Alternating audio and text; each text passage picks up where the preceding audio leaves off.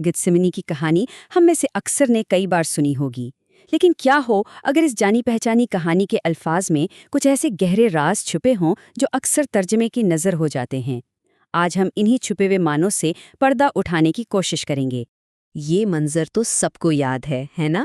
ایک اندھیری رات، زیتون کا باغ اور ایک ایسا دھوکہ جس نے تاریخ کا رخ بدل دیا۔ یہ کہانی کی اوپری سطح ہے۔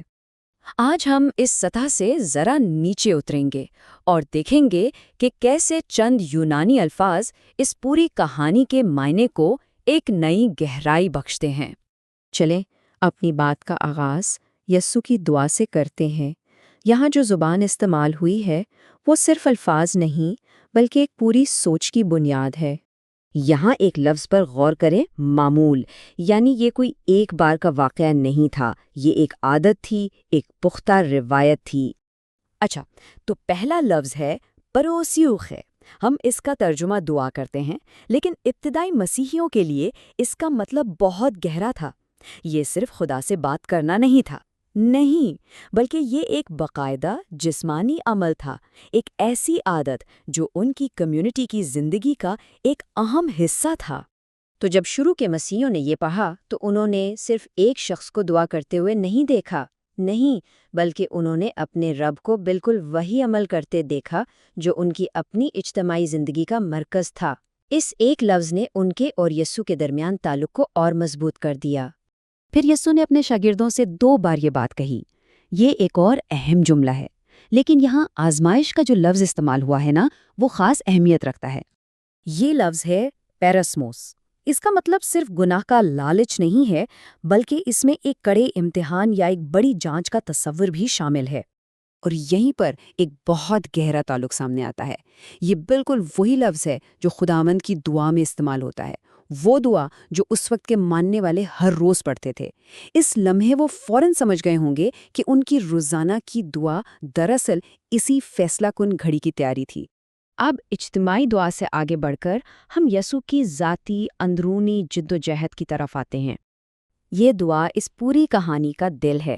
اس میں 2 ارادوں کا ٹکراؤ بالکل صاف نظر آتا ہے، ایک انسانی ارادہ اور ایک خدائی ارادہ۔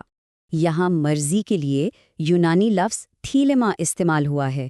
یہ صرف ایک ہلکی سی خواہش نہیں ہے، بلکہ یہ عمل کرنے کی صلاحیت اور ایک پختہ ارادہ ہے۔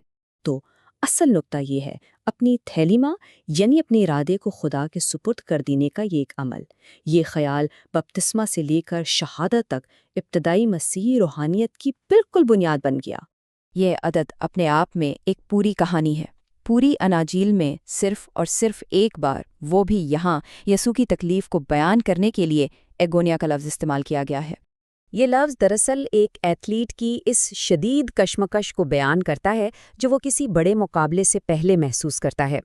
اس ایک لفظ نے ابتدائی مسیحیوں کو یہ یقین دلایا کہ یسوع کا دکھ کوئی پرسکون معاملہ نہیں تھا، بلکہ یہ ایک حقیقی، شدید انسانی کرب کا تجربہ تھا۔ اب منظر بدلتا ہے۔ یہودا کی آمد ہوتی ہے اور دھوکے کا عمل اپنے عروج پر پہنچتا ہے۔ یہ سوال اس ایک سوال میں اس لمحے کی ساری تلخی اور ستم ظریفی چھپی ہوئی ہے۔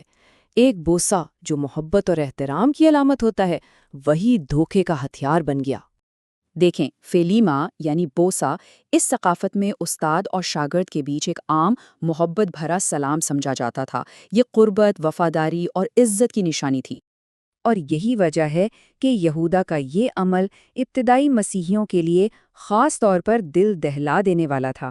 انہوں نے دیکھا کہ کیسے ان کی عبادت کے ایک مقدس ترین عمل کو دھوکے کا ایک آلہ بنا دیا گیا۔ اور اب ہم اس کہانی کے سب سے گہرے لسانی تضاد پر آتے ہیں۔ دھوکہ دینے کے لیے جو فعل استعمال ہوا ہے وہ ہے پارادیدومی۔ حیرت کی بات یہ ہے کہ یہ بالکل وہی لفظ ہے جسے پولیس مقدس روایات کو ایک نسل سے دوسری نسل تک پہنچانے کے لیے استعمال کرتا ہے۔ ذرا سوچیں، جس لفظ کا مطلب ہے دھوکہ دینا، اسی کا مطلب ہے مقدس روایت منتقل کرنا۔ یہ ایک ایسا گہرا تضاد تھا جسے ابتدائی کلیسیا کبھی بھی نظر انداز نہیں کر سکتی تھی۔ اب یہ کہانی ایک انسانی دھوکے سے بڑھ کر ایک کائناتی جنگ کا منظر پیش کرتی ہے، جیسا کہ اس منظر کے آخری الفاظ سے صاف ظاہر ہوتا ہے۔ یہ وہ جملہ ہے جو گرفتاری کے پورے واقعے کو ایک بالکل نیا مطلب دیتا ہے۔ یہ صرف ایک سیاسی گرفتاری نہیں بلکہ کچھ بہت بڑا ہو رہا ہے۔ یہاں طاقت کے لیے لفظ ایکسوسیا استعمال ہوا ہے، جس کا مطلب ہے اختیار یا اتھارٹی۔ یسوع نے کہا کہ یہ تاریکی کی ایکسسیا کا لمحہ ہے، لیکن مسیحی یہ بھی جانتے تھے کہ حتمی اور دائمی ایکسسیا تو صرف مسیح کے پاس ہے۔ یہ ایک عارضی اور ایک حتمی اختیار کا ٹکراؤ تھا۔ اور آخر میں لفظ ہے ہورا، یعنی گھڑی یا لمحہ۔ اس کا مطلب دن کا کوئی عام وقت نہیں، بلکہ یہ تقدیر کا وہ لکھا ہوا فیصلہ کن لمحہ ہے جو ایک بڑے خدائی منصوبے کا حصہ ہے۔ تو آخر میں ان الفاظ نے ایک بظاہر افراتفری اور المناک واقعے کو ایک مقصد اور معنی دیا۔ ان کے لیے یہ کوئی حادثہ نہیں تھا، بلکہ ایک خدائی منصوبے کی تکمیل تھی۔ اور یہ ہمیں ایک بڑے سوال پر چھوڑ جاتا ہے۔ اگر ایک قدیم متن کے الفاظ میں اتنی گہرائی ہو سکتی ہے تو ہماری اپنی زبان اور روزمرہ کی گفتگو میں کون سے راز اور معنی پوشیدہ ہیں جن پر ہم شاید کبھی غور ہی نہیں کرتے؟